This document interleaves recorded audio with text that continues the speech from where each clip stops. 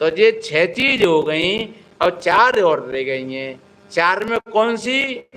धी। यहाँ धी का मतलब होता है बुद्धि।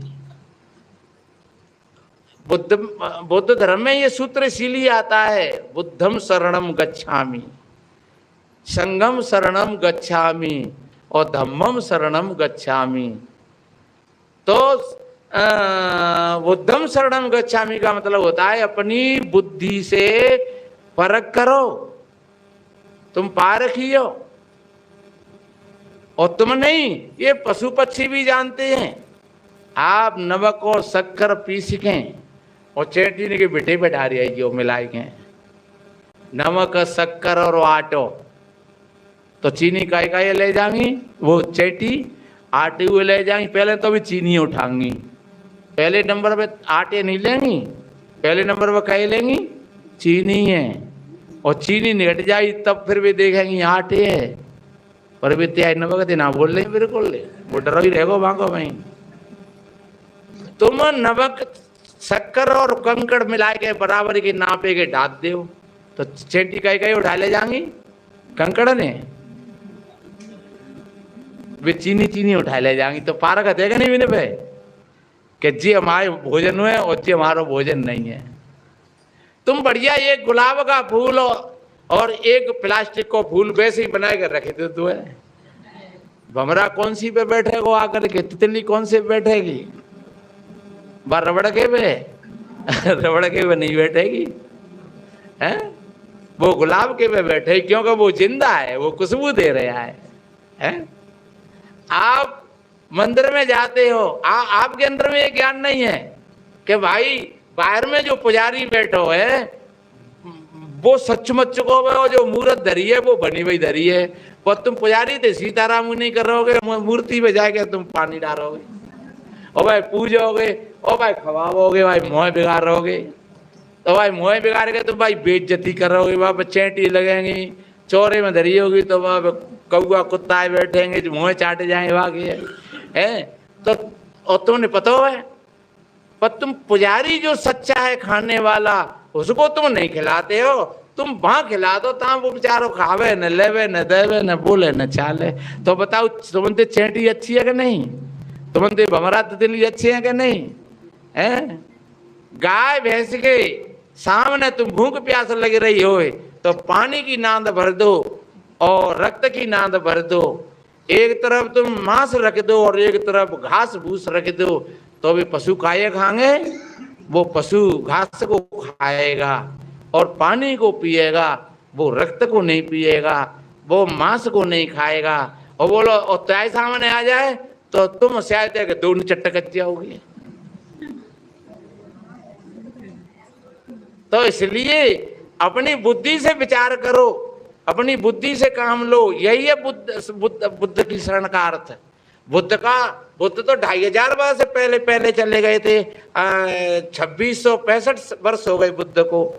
अब तुम कहो साहब बुद्ध की शरण बुद्ध की शरण बुद्ध की शरण, अरे बुद्ध ने तो अपना कोई धर्म भी घोषित नहीं किया। बुद्ध का यही धर्म है जो हम बोल रहे हैं, और यही हिंदू धर्म है हम जो बोल रहे हैं, और यही इस्लाम धर्म है जो हम बोल रहे हैं। ये तो हमने मान रखे हैं अलग अलग, और जब मान रखे हैं ये धर्म नहीं है, ये रिलीजन है, और इसी के ऊपर नाना तरह के अत्याचार हो रहे हैं। कहीं कोई किसी को मार रहा है, कोई किसी को पीट रहा है। तू कौन से धर्म को है? तू कौन बिरादरी को है? तू कौन सी जाति को है? तो एक बात बताओ, मनुष्य में जाति होती नहीं है। जाति शब्द तो एक जन्म से है, और जन्म हम सबका एक सा ही हुआ है। ऐसा नीतिकारों ने यह भी कहा है, जन्म ना जायते शूद्रा। सदगुरु कबीर साहब जी ने कहा है कि जन्मत शूद्र मुए पुण्य शूद्रा। अरे जब जन्म हुआ तब भी शूद्र था, और तब भी शूद्र होकर के मरेगा। इसलिए शूद्र कोई व्यक्ति नहीं है। भाई लोगों के ये भ्रम है कि हम शूद्र है, या हमारे अंदर जी भ्रम है कि जी फलाना शूद्र है, ये समझ लो ये अधर्म है। नीतिकारों ने कहा है, जन्मना जायते शूद्राम संस्कारो दुजे उच्चति वेद अभ्यासी भवेत विप्रो ब्रह्म जानाति ब्राह्मणा।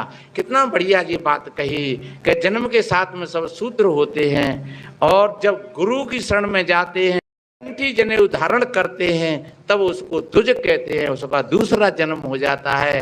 और जब वेदों का शास्त्रों का अध्ययन करता है तो फिर उसको विप्र कहते हैं। और जो अपने ब्रह्म स्वरूप को, अपने जीव स्वरूप को, ठीक आत्मा के स्वरूप को जान लेता है, तब उसको कहा है ब्रह्म जानाति ब्राह्मणा। कितना बढ़िया अच्छा कहा है। इसलिए मेरे बहन भाइयों, मैंने 6 लक्षण पहली पंक्ति में बताए और 7वीं में बुद्धि, ये धर्म का अंग है। आप अपनी बुद्धि से, किसी के कहने से नहीं, तथागत बुद्ध कहा करते कि ऐसे मत मान लेना कि मैं कह रहा हूं इससे तुम मान लेना। तुम जाकर के शाम को खाट पर बैठ करके अपने आसन पर और अपनी बुद्धि से विचार करना। आज तकरार हुई है घर में, आज सासू माते कोई बात बनी है तो क्यों बनी है, आज बहू रूठी है तो क्यों रूठी है, आज लड़का का दिमाग खराब है तो क्यों है, माता पिता ने भोजन क्यों नहीं पाया है। तो आप जब विचार करोगे तो आपकी भीतर से आत्मा आवाज देगी। कल हमारे कोई एक मित्र थे, वो कह रहे कि महाराज एक मैं बहुत बड़े संकट में हूँ, या तो आप मेरे से मिल ले या फिर क्या करूँ। तो मैंने कहा तो आप आ जाओ, मैं उन्हें थके सो रहे हूँ और जहाँ हम आराम कर रहे हैं और आप आ जाइए, हम बैठ लेंगे। तो कहीं ठीक है, तो मैं आऊँगा। फिर भी आए नहीं। फिर बात वहीं से मैं कैसे नहीं आए, अरे कि साहब जी मुझे कभी सत्संग की बातें याद आई गई सोते सोते। तो फिर भी मुझे सत्संग की बातें याद आई, तो फिर जो मेरे चित्त पर कोई विकृति थी, विकार था, और वो हट गया ये खत्म। ध्यान रखो, जब बादल आते हैं, हवा 2 प्रकार की होती है, एक शोषक होती है और एक प्रेरक होती है। जब शोषक हवा होती है वो बादलों को इकट्ठा कर देती है, और जो प्रेरक वायु होती है वो बादलों को फाड़ देती है। ऐसे ही हमारे भीतर में भी 2 तरह की हवा है। जब हम अपने मान सम्मान में देखते हैं, अपने बड़प्पन में देखते हैं कि हम बड़े हैं, हमारा मान सम्मान होना चाहिए, कि हम पैसा वाले हैं, हम बड़ी जाति के हैं, या बड़े हमने जे किया है जाके साथ में, अरे जे किया है मोड़े के साथ में, जे भैया के साथ में किया है, तो बे अज्ञान के बादल चिमटे आए। और जब ज्ञान के बादल चले, अरे के एक बात बतावे, मैंने मोड़े को कद्दो तो का मैंने बुरो कद्दो, मोड़े मैंने पैता करे हैं, और फिर भी को मैंने कद्दो जितनो काम तुम यो कर्तव्य हो। अब मेरो कर्तव्य पूरा है गो, अब मोड़े जाने मोड़े देखो काम जाने हूँ, काय को वापस साधम करूँ। और बिन की राजी है, बे मुझे पूछ ले तो बढ़िया है, नहीं पूछे तो बढ़िया है, वो बिन का विषय है। अब गलती कर रहे हैं बे, और हमें दुखमान है हम। तो अगर साहिब जी मुझे सत्संग की बातें कुछ याद में आई गई तो एकदम मेरा मन निर्मल हो गया, पवित्र हो गया। तो मैंने कहा यही तो हथियार हैं सत्संग के, जो वक्त पर काम में आ जाएं। और काफी लोग सत्संग करते हैं और फिर सुनाई में आई गए वो तो फांसी खाई गई। अरे तो सत्संग का सुनो, फांसी खाई गई। तो फिर सुना के अरे वो तो रूठ के बैठी है 3 दिन देवा ने खाना ही ना खाया, और सत्संग सुनने आते हैं तो माने सत्संग भी का सुनो जो 3 दिन रूठ के बैठी है। अरे कोई बात है गई हाल है गई हाल से नहीं तो दे हो जैसे कपड़ा पे दाग लग गो तो साफ है, छुट्टी कौन कटी आगे। किसी चीज को गांठे में बांध कर रखना ये कोई बुद्धिमानों का काम नहीं है, ये तो मूर्ख लोगों का काम है। इसलिए अपनी बुद्धि से काम लेना हमेशा। 8वीं बात है सत्यम, हमेशा तन से मन से वचन से सत्य का पालन करना। और अक्रोधा, यानी क्रोध में हो तुम तो तुम अधर्मी हो, और अगर तुम अक्रोध स्थिति में हो तो तुम धर्मात्मा हो। ये मैंने 10 लक्षण बताए। ये धर्म कौन?